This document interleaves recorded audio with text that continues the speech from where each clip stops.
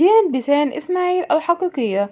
كشفت بيسان إسماعيل عن ديانتها الحقيقية في فيديو لها قديم على قناتها، وقالت إنه أنا مني مسلمة.